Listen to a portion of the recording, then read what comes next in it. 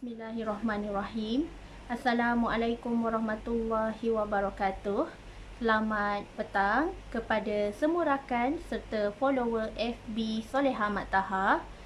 Apa khabar anda semua hari ini? Okey, Soleha doakan agar semuanya dalam keadaan sihat walafiat, sentiasa dipermudahkan semua urusan yang kalian lakukan kerana Allah Ta'ala, insya-Allah. Okey, hari ini merupakan tajuk ilmu perkongsian daripada Soleha hari yang ke-292, Alhamdulillah. Dan tajuk hari ini adalah berkaitan dengan rezeki. Semua orang sukakan rezeki kan? Lebih-lebih lagi rezeki yang berkat, rezeki yang melimpah ruah, dan yang penting rezeki itu adalah daripada sumber yang halal, insya-Allah. Okey, tapi sebelum tu boleh tolong share dan boleh tolong kongsikan laju-laju Soleha punya link FB Live pada petang ini supaya lebih ramai orang yang akan dapat manfaat daripada perkongsian ilmu yang berkat, insya-Allah. Waalaikumsalam. Hai Latifah Aloy. Hai Kak Hasrin Ismail. Okey, jom sama-sama kita selawat. Allahumma salli ala Sayyidina Muhammad wa ala alihi Muhammad. Allahumma salli ala Sayyidina Muhammad wa ala alihi Muhammad. Allahumma salli ala Sayyidina Muhammad wa ala alihi Muhammad. Bismillahirrahmanirrahim. Allahumma aftah alaina hikmataka wansyur alaina min khazaini rahmatika ya arhamar rahimin. Rabbi shrah li sadri wa yassir li amri wahlul 'uqdatan min lisani yafqahu qauli. Amin ya Allah ya mujib. Hai Kak Mila Aziz Zamila. Waalaikumsalam warahmatullahi wabarakatuh kepada semua yang memberi salam dan yang Allah kasihi kepada seluruh kita semua, insya-Allah. Okey, tajuk live Soleha hari ini adalah amalan-amalan yang boleh menarik rezeki yang barakah. Yang penting rezeki yang kita perolehi adalah rezeki yang berkat, rezeki yang diredai oleh Allah Subhanahu Wa Taala, insya-Allah. Okey, yang pertama, rezeki yang kita nak perolehi supaya rezeki yang berkat adalah dengan amalan seperti menjaga solat awal waktu. Kalau anda semua nak tahu, bila kita jaga solat kita, kita selalu solat awal waktu, Allah akan berikan kemudahan dalam setiap urusan kita. Dan jangan pelik kenapa rezeki kita masuk mencurah-curah, rezeki kita sentiasa lancar, rezeki kita sentiasa ada dan cukup. Walaupun kadang-kadang kita rasa macam sikit je, tetapi Allah bagi barakah rezeki tu, di mana rezeki yang berkat tu adalah walaupun sedikit tetapi cukup dan sangat membahagiakan seluruh ahli keluarga kita. Dan kita bersyukur dengan segala rezeki dan nikmat yang Allah berikan kepada kita setiap hari. Itu adalah tanda rezeki yang berkat. Kita bersyukur dengan segala rezeki dan nikmat yang Allah berikan kepada kita. Rezeki yang berkat, rezeki yang melimpah ruah, rezeki yang kita boleh kongsikan dengan ramai orang, rezeki yang boleh kita kongsikan dengan anak yatim, rezeki yang boleh kita kongsikan dengan anak-anak tahfiz sebagai contoh. Itu adalah rezeki yang berkat. Jaga solat awal waktu. Sebab dalam solat ada kejayaan. Orang yang berjaya adalah mereka yang jaga solat awal waktu dan sentiasa mendahulukan suruhan perintah Allah dilakukan tepat pada masanya, bukan melengah-lengahkan solat. Kita nak rezeki kita berkat, nak rezeki kita lancar, nak rezeki kita melimpah ruah, jaga solat awal waktu kerana solat itu adalah tiang agama. Kalau kita jaga tiang agama, insya-Allah asas kita dalam nak mencari rezeki yang berkat pun adalah rezeki yang sangat Allah berkati dan redai, insya-Allah. Okey, yang kedua, apakah lagi bentuk amalan-amalan yang boleh menarik rezeki barakah dalam kehidupan kita? Yang kedua adalah rajin bersedekah dan keluarkan zakat. Kalau anda semua nak tahu, anda faham tak konsep the more you give, the more you get? Makin banyak kita beri, makin banyak kita hulurkan bantuan dan berkongsi rezeki dengan ramai orang. Sebab tu Allah hadirkan rezeki yang sangat melimpah ruah dekat kita. Allah hadirkan rezeki yang barakah, Allah hadirkan rezeki yang sangat banyak sebab kita berkongsi rezeki dengan orang. Kita rasai susah senang sama-sama dengan contohnya orang fakir miskin, orang gelandangan, orang yang tak berkemampuan, yang sakit, kita hulurkan bantuan dan kita banyak bersedekah kepada mereka kerana tangan yang memberi ini adalah lebih baik daripada tangan yang menerima, insya-Allah. Hai Farah, waalaikumsalam. Hai Kak Fatimah Melan, waalaikumsalam. Okey, itu poin yang kedua. Banyakkan sedekah dan zakat. Sebab sedekah dapat membuka pintu rahmat, dapat melancarkan rezeki kita, dapat membersihkan harta kita, dapat menyuburkan harta kita, serta menghadirkan rezeki yang melimpah ruah dalam rumah tangga kita. So, jangan kedekut. Jangan kita takut kita jadi miskin dengan cara sedekah. Tetapi janji Allah dalam Al-Quran, barang siapa yang banyak bersedekah, dia takkan miskin selama-lamanya. Harta dia sentiasa berkat, rezeki dia sentiasa berkat dan cukup. Malah sangat membahagiakan, mempunyai hati yang tenang, mempunyai keluarga yang bahagia. Itulah sebesar-besar rezeki yang Allah berikan, insya-Allah. Dan yang ketiga, amalan yang ketiga yang boleh menarik rezeki barakah dalam kehidupan kita adalah dengan selalu melazimi selawat ke atas baginda Rasulullah sallallahu alaihi wasallam. The power of selawat. Selawat mampu memberikan kita rezeki barakah. Kalau kita selalu mengucapkan selawat kepada baginda Rasulullah, insya-Allah di hari akhirat nanti baginda akan kenal siapa umat dia. Adakah kita umat dia yang selalu berselawat? Adakah kita umat dia yang selalu melalaikan kehidupan? Ataupun kita adalah umat yang selalu tak nak menitik beratkan perihal selawat? So, berselawatlah. Dengan cara selawat, hati kita akan tenang, rezeki kita akan berkat, rezeki melimpah ruah. So, banyakkan selawat. Satu hari contohnya, satu hari kalau kita tak mampu 1000 kali selawat, tak apa, it's okay. Kita selawat 100 kali sehari. And then, untuk hari esoknya kita cuba upkan bilangan selawat kita. Okey, kita boleh selawat 200 kali sehari. And then hari ketiga kita up lagi sampailah capai kepada tahap selawat yang tak dikira-kira lagi. Sebab selawat yang terbaik adalah selawat yang tak dikira-kira, yang kita sentiasa hayati selawat tersebut. Makna selawat dalam ke atas baginda Rasulullah sallallahu alaihi wasallam ni kita hayati sepenuh hati kita, itu adalah tanda hati yang bersih, jiwa yang sentiasa meletakkan Allah nombor satu dalam hati kita. Kalau kita mengaku kita cinta Allah, selalulah melakukan segala perintah Allah dan tinggalkan larangannya. Kalau kita mengaku cinta baginda Rasulullah sallallahu alaihi wasallam, banyakkanlah selawat. Itulah tanda kita cinta dan rindu ke atas baginda Rasulullah sallallahu alaihi wasallam. Dan yang keempat, amalan yang boleh menarik rezeki melimpah ruah dalam kehidupan kita adalah yang keempat, suka menyampaikan ilmu, suka kongsi ilmu. Sebab tu jangan pelik kenapa orang yang suka kongsi ilmu, yang selalu buat live, yang selalu sharing ilmu, lebih-lebih lagi ilmu agama ni, dia punya rezeki tak usah cakap lah, sangat melimpah ruah. Sangat ramai orang sayangkan dia. Siap ada silent reader lagi, siap ramai yang follow lagi. Sebabnya bila kita kongsikan ilmu, tips-tips ilmiah, tips-tips marketing cara Allah, orang rasa seronok. Orang rasa seronok nak follow. Lagi-lagi bila kita dah ada result. Lagi-lagi bila kita memang terbukti apa yang kita lakukan setiap hari ni, kita istiqomah, kita buat dan menjadi inspirasi ramai orang dekat luar sana. Sebab tu orang nak contohi kita. Sebab tu orang nak tiru versi orang yang berjaya. Sebabnya bila orang yang berjaya ni sudah tentu ada amalan yang dia lakukan. Dan apakah amalan tersebut? Dah tentu adalah amalan bila mana dia suka kongsi ilmu. Itu adalah salah satu sedekah ilmu. Sedekah ilmu pengetahuan adalah pahalanya takkan putus walaupun kita dah meninggal dunia.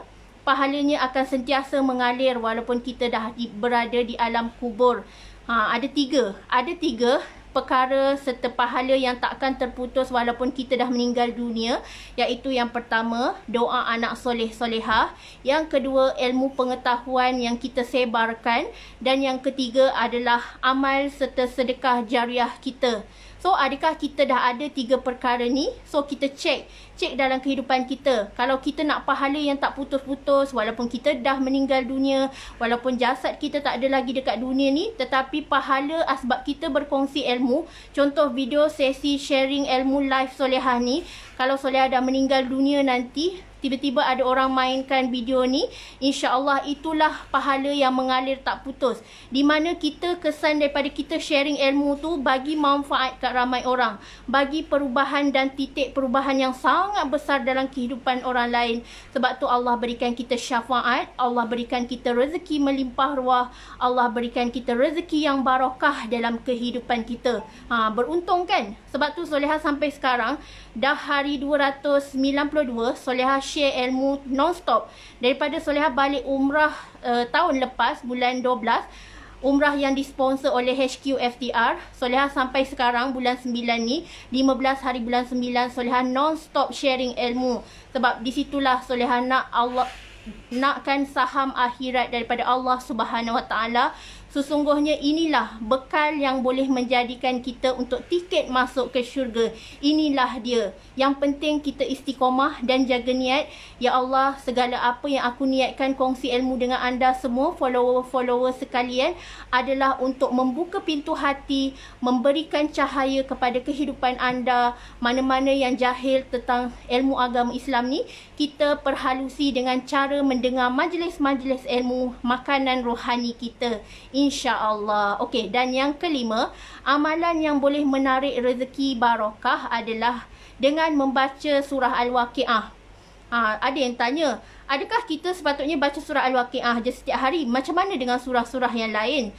Jangan salah faham, sebenarnya amalan membaca surah Waqi'ah ni adalah kita nak bagi tahu adalah afdal, di mana adalah amalan yang terpilih. Tak semestinya kita tinggalkan surah yang lain. Surah yang lain pun kita baca je lah, mengaji je lah macam biasa, satu hari satu juzuk. Dan amalan membaca melazimi surah Al-Waqi'ah ni adalah antara amalan menjemput rezeki. Contohnya, lepas subuh kita baca surah Al-Waqi'ah. Itu adalah antara pilihan kita. Kita nak buat, kita dapat pahala. Kalau kita tak buat, kita tak berdosa pun. Nak buat. Sebab konsep Allah, dia bagi dekat kita rezeki manjada wajada. Siapa buat, dia dapat. Siapa tak buat, dia tak dapat lah. Tapi tak adalah sampai kalau kita tak buat perkara sunnah ni, kita dapat dosa. Tak. Tetapi Allah bagi kita pilihan. Kalau kita buat segala amalan sunnah ni, insya-Allah kita akan beroleh pahala. Kita akan berolehlah ganjarannya daripada Allah Subhanahu Wa Taala. Yang penting kita niatkan segala apa yang kita lakukan tu, kita niatkan lillahi ta'ala. Semoga Allah sahaja yang berhak menilai segala amalan kita, segala ibadah yang kita lakukan tu adalah semata-mata kerana Allah Ta'ala, untuk kebaikan diri kita sendiri. Selebihnya adalah untuk kebahagiaan diri kita dan orang sekeliling kita. Sebab kadang-kadang bila orang tengok kita suka mengaji, bila orang tengok kita selalu buat solat sunat, dia akan terdetik dekat hati dia, patutlah rezeki dia melimpah ruah ya.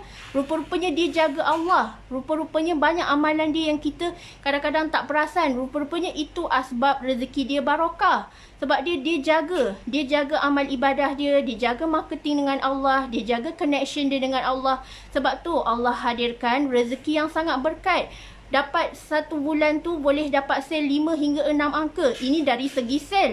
Tetapi belum lagi kita cakap dari segi kebahagiaan hati, dari segi magnet rezeki, di mana ramai sangat orang sayangkan kat kita, ramai orang suka berkawan dengan kita asbab kita mempunyai akhlak yang baik, peribadi yang baik, insya-Allah menjadi teladan ramai orang, insya-Allah. Dan yang keenam, antara amalan yang boleh menarik rezeki barakah adalah selalu beristighfar.